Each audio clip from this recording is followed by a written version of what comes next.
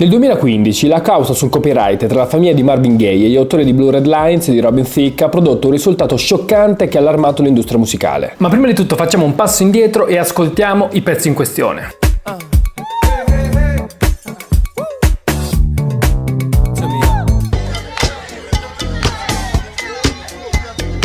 Il tribunale ha stabilito che Pharrell Williams aveva violato il copyright utilizzando elementi della canzone Got to Give It Up, ma ciò che ha reso sorprendente il verdetto è che gli elementi citati, come la linea di basso, gli accordi e il groove, non sono solitamente protetti dal diritto d'autore. Ma allora perché il tribunale è arrivato a questa sentenza? La maggior parte dei resoconti su questo caso trascura alcuni dettagli molto importanti. Il primo malinteso è che la famiglia di Marvin Gaye abbia citato in giudizio Pharrell per prima, ma non è vero. In realtà è stato Pharrell ad avviare il procedimento legale. Il 15 agosto 2013 Pharrell Williams insieme ai coautori Robin Thicke e Clifford Harris hanno presentato una richiesta di sentenza dichiarativa di non violazione e lo ha fatto dopo che la famiglia Gaye li aveva contattati dopo aver ascoltato Blue Red Lines. Hanno chiesto un accordo per quella che ritenevano essere una violazione, ma le trattative sono fallite. Prima dei processi negli Stati Uniti è prassi comune che ogni team legale intervisti potenziali testimoni. Questo momento è chiamato deposizione e viene utilizzato per definire la strategia del caso. Se una deposizione è particolarmente negativa, gli avvocati spesso optano per un accordo extragiudiziale piuttosto che rischiare che la testimonianza si ritorca contro di loro in un processo. Diamo un'occhiata alle deposizioni in questo caso. L'accusa contro Pharrell è che abbia copiato intenzionalmente Got to Give It Up mentre stava componendo Blue Red Lines. La sua difesa è che abbia composto la canzone in modo completamente indipendente, senza nessuna intenzione di copiare e che qualsiasi somiglianza è puramente casuale. Per smontare la sua difesa, l'avvocato cercherà di mettere in evidenza come Pharrell non abbia avuto i mezzi e le capacità tecniche necessarie per produrre e comporre il brano. Quindi, prima di tutto, stabilisce che Pharrell non ha studiato musica formalmente e non ha qualifiche in teoria musicale o composizione. Poi chiederà anche a Pharrell di leggere la notazione musicale. A questo bisogna anche aggiungere che Pharrell durante la deposizione è stato molto schivo, si è sentito più volte a disagio e ha preferito non rispondere o essere molto evasivo. I'm not comfortable. Okay. And that's because you actually can't read musical notes, can you?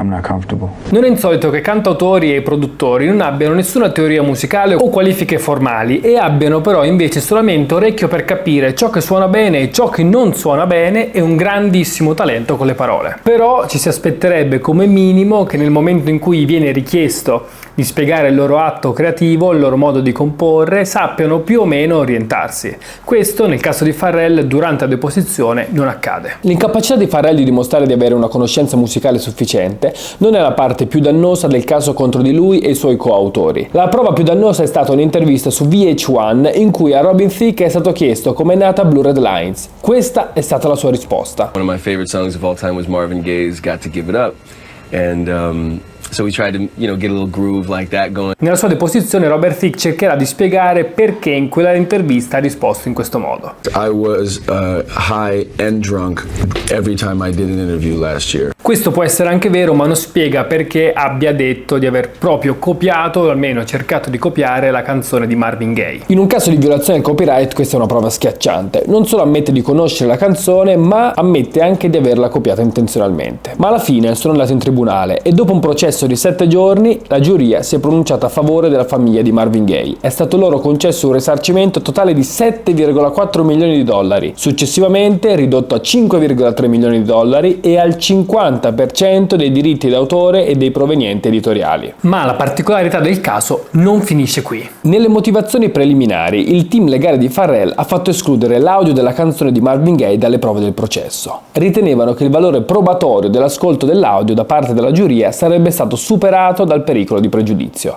In altre parole, ritenevano che l'ascolto della registrazione di Marvin Gaye da parte della giuria avrebbe danneggiato la loro causa. E quindi, poiché non possedevano la registrazione audio, ma solo la composizione, è stato stabilito che l'unica prova che poteva essere presentata in relazione alla canzone di Marvin Gaye fosse lo spartito musicale depositato presso l'ufficio del copyright degli Stati Uniti al momento della registrazione della composizione, talvolta denominato copia di deposito. Quindi, invece di ascoltare le due canzoni canzoni per intero, la giuria ha ascoltato i testimoni esperti. Ciascuna delle parti ha assunto un musicologo per sostenere le proprie argomentazioni, analizzando e confrontando le note musicali dello spartito, per poi cercare di spiegarla a una giuria composta da persone che non erano musicisti professionisti. Quindi, per spiegarla in parole povere, i legali di Farrell chiedono alla giuria di utilizzare semplicemente lo spartito. Questa sua idea dipende dal fatto che pensa che il pezzo possa influenzare troppo, dato che non sono esperti, il loro ascolto. La giuria accetta, ma cosa succede? Succede che possono essere presi in considerazione solo gli spartiti, che però non tutti sanno leggere. Quindi, non potendo ascoltare i pezzi, ci si affida semplicemente agli spartiti che vengono letti da alcuni musicologi. Da una parte i musicologi di Marvin Gaye, dall'altra i musicologi di Farrell. L'altro aspetto da considerare nell'analisi del verdetto è l'istruzione della giuria. Su quale base è stato chiesto alla giuria di esprimere il proprio giudizio? Poiché i giurati non sono avvocati professionisti, avrebbero bisogno di istruzioni su aspetti quali il grado di certezza necessario e l'onere della prova. Ad esempio, in un processo penale lo standard di prova è al di là di ogni ragionevole dubbio. Quindi, se si è incerti anche solo dell'1% sulla colpevolezza, si deve dichiarare l'imputato non colpevole.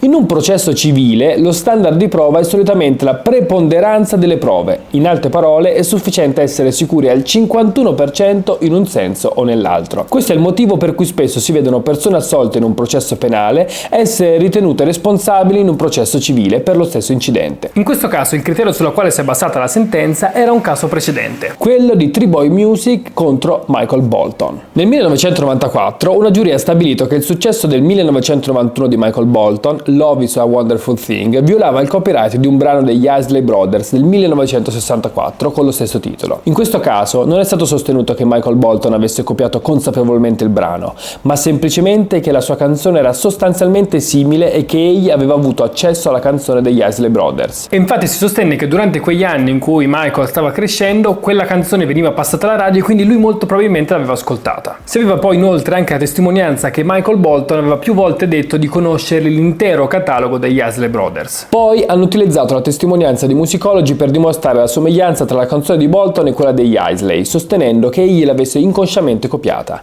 Il tribunale si è pronunciato contro Michael Bolton e ha concesso un risarcimento danni di 5,4 milioni di dollari, il più alto mai concesso in un caso di plagio musicale fino a quel momento. Proprio come nel caso di Blue Red Lines, si temeva che questo caso avrebbe dato il via a una valanga di cause di copyright prive di fondamento. In realtà quel timore non si è concretizzato e da allora ci sono stati solo pochissimi casi di copyright controversi. Ma è stato stabilito che più le due canzoni sono sostanzialmente simili, meno è necessario dimostrare che l'imputato ne fosse a conoscenza e viceversa. La sentenza consente ai gay di realizzare ciò che nessuno aveva mai fatto prima, ovvero ottenere il copyright su uno stile musicale. Blue Red Lines e Got to Give It Up non sono oggettivamente simili, ma differiscono per testo, melodia, armonia e ritmo. Tuttavia, rifiutandosi di confrontare le due opere, la maggioranza ha creato un precedente pericoloso che rappresenta un colpo devastante per i futuri musicisti e compositori di tutto il mondo. Anche se Farrell avesse effettivamente avuto l'intenzione di copiare la canzone di Marvin Gaye, ciò che ha prodotto, Blue Red Lines, non ha copiato alcun elemento prevedibile di Got to Give It Up. Prendiamo in considerazione il fatto che Farrell avesse veramente voluto copiare Marvin Gaye. Qual è il fatto? È che all'interno del suo pezzo non c'è niente di copiato, prevedibile, ritrovabile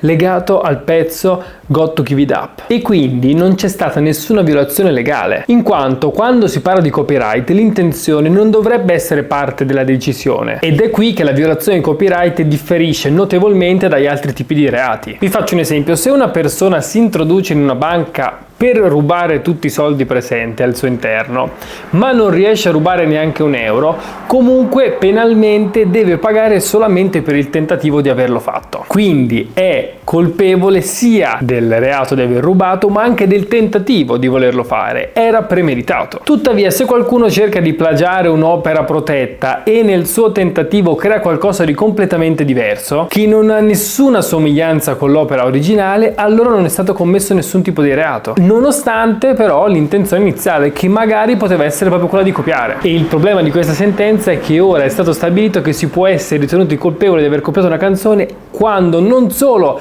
magari si aveva la volontà di copiarla, ma addirittura anche quando l'atto è inconscio. E quindi immaginate l'impatto che ha su un artista che inizia ad avere una sorta di paura.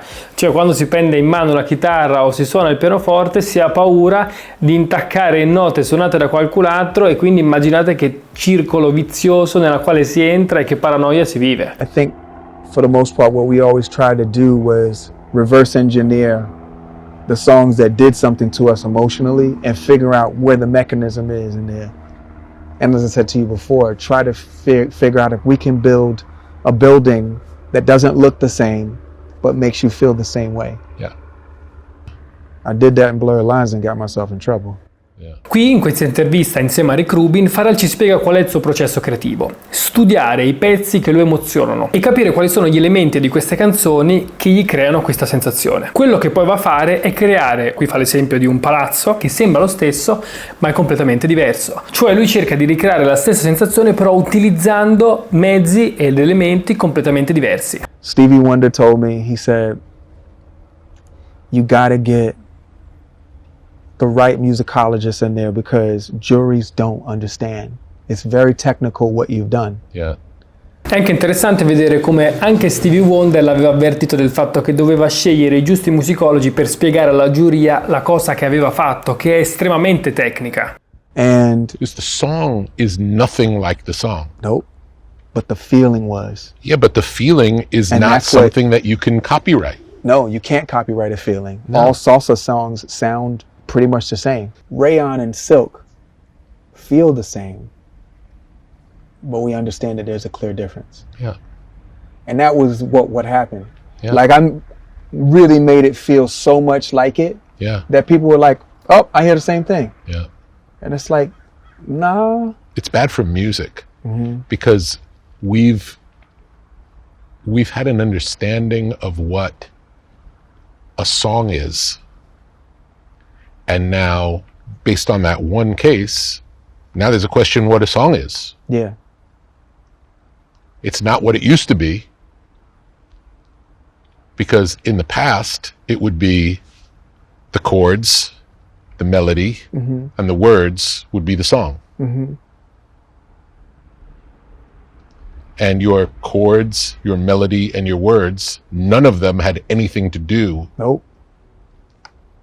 So It was just a feeling. But it- I'd often yeah, see it what I, leaves you it leaves us as music makers in a really uncomfortable place making things because now we don't know what you can do. I failed you. I did. I left it up to what I thought would be, what was right. Yeah. But I was wrong because I didn't go the extra mile to get people to understand. You can copyright that which is tangible, Yes. not the intangible. Yes. And that's what they proved. Yes. Because I had the ability to make something feel very similar. Yes. They said, you know what? This is wrong. If it feels like it, that's what it is. Well, you can't copyright a feeling because if that's the case, there would be a lot of marijuana cases right now. Right? Yeah. Well, this weed makes me feel this way. Yes. And this weed makes me feel this way. It's the same.